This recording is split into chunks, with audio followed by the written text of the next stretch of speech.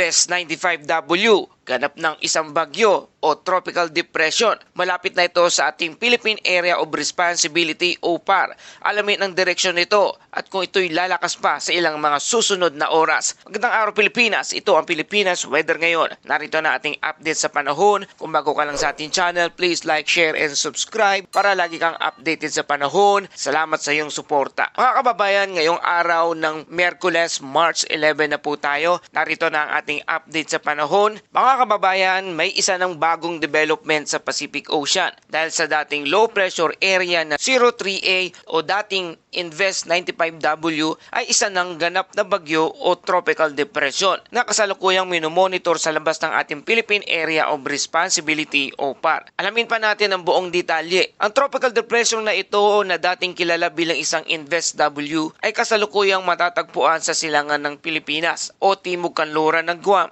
Sa pinakahuling satellite imagery, makikita ang malawak na sirkulasyon ng mga ulap at malalakas na thunderstorm activity sa paligid ng sentro ng sistemang ito. Dahil dito, naglabas na rin ng Tropical Cyclone Formation Alert ang TCFA at ang Joint Typhoon Warning Center o JTWC na indikasyon na may sapat na organisasyon ang sistema upang bantayan bilang isang developing tropical cyclone. Gayunpaman, ayon sa mga meteorologists, malabo itong maging isang malakas na bagyo. Kung titingnan natin ang atmospheric condition sa paligid ng sistema, may isang malaking factor na pumipigil sa pagdevelop nito at ito ay malakas na northeast monsoon o hanging amihan. Ang hanging amihan ay nagdadala ng malalakas na hangin mula sa hilagang silangan at ang ganitong uri ng wind pattern ay nagdudulot ng wind shear o paghiwa ng ekstruktura ng bagyo. Kapag mataas ang wind shear, mga kababayan, nahihirapang mag-organisa ang isang tropical cyclone kaya kadalasan ay humihina o hindi na tuluyang lumalakas ang sistema. Dahil dito, inaasahan ng mga global weather models na ang sistemang ito ay mananatiling mahina o pansamantalang tropical depression na lamang. Sa forecast track, inaasahan na ang sistema ay kikilos pahilaga at pagkatapos ay liliko pahilagang silangan patungo sa bandang Guam at Northern Mariana Island. Ibig sabihin, lalayo ito sa ating bansa habang nasa karagatan pa lamang ito. Mga kababayan, ano ang mga posibleng epekto nito dito sa ilang mga lugar? Sa Mariana Island, sa Guam, Saipan at Rota, sa mga lugar na ito inaasahan ang mas madalas na pag-ulan at thunderstorm, maalo na karagatan at pabugso-bugsong malalakas na hangin. Ang mga kondisyong ito ay maaring maranasan sa mga susunod na araw habang dumadaan ang sistema sa rehiyon. Para naman dito sa ating bansa, wala tayong inahasang direktang epekto mula sa tropical depression na ito. Gayunpaman, patuloy pa rin nararamdaman sa ilang bahagi ng bansa ang epekto ng hanging amihan at shoreline na nagdadala ng pamisa-misang ulan sa lugar ng Mindanao at scattered rain shower naman sa bandang Southern Visayas. Samantalang sa Eastern Luzon, maaari ring makaranas ng coastal showers dahil sa patuloy na daloy ng hanging amihan mula sa Pacific Ocean. Sa likod ng sistemang ito, inaasahan pang lalakas pa ang northeast monsoon sa mga susunod na araw. Kapag lumakas ang hanging amihan, maaari itong magdala ng mas malamig na hangin, mas mahangin na panahon sa hilagang Luzon at bahagyang pagbaba ng temperatura. Hindi lamang ito sa ating bansa kundi pati na rin sa Taiwan o Okinawa, Japan ay mararamdaman din ang epekto ng mas malamig na hangin mula sa continental Asia. Mga kababayan, kung babalikan natin ang history, ang kasaysayan ng panahon sa Western Pacific, maaring tropical disturbances ang nabuo sa silangan ng Pilipinas ngunit hindi lumalakas dahil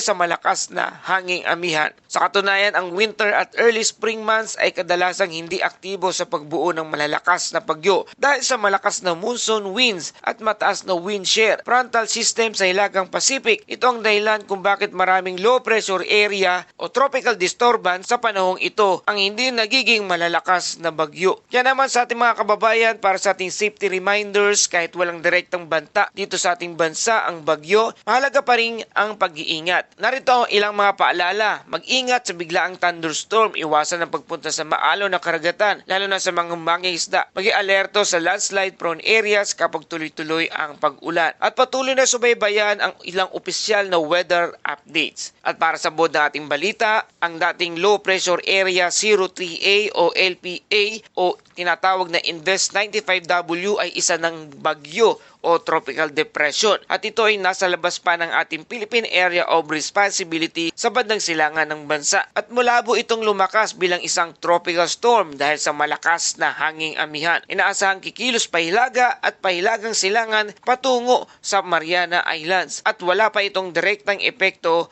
dito sa ating bansa. At ngayon naman dumako tayo sa ating Bible verse of the day mula sa Psalms 121 verse 1 and 2. I lift my eyes to the mountains, where does my help comes from? My help comes from the Lord and the maker of heaven and earth. Mga kababayan, sa gitna ng pangyayari sa kalikasan at hindi natin kontrolado ang mga pangyayari sa mundo, pinapaalala sa atin ang talatang ito na ang tunay nating tulong ay nagmumula sa Diyos. Kapag may mga bagyo o pagsubok sa buhay, maaari tayong tumingala sa Kanya dahil Siya ang lumalang ng langit at lupa at Siya rin ang nagbabantay sa atin araw-araw. At yan po ang ating latest update sa ating bansa ngayong araw na ito. Kung nagustuhan nyo ang balitang ito, please like, share, and subscribe para lagi kayong updated sa panahon. Salamat sa iyong suporta. Ito ang Pilipinas Weather ngayon na lagi nagpapaalala, maghanda, magiligtas, mag-alerto. Ingat tayong lahat.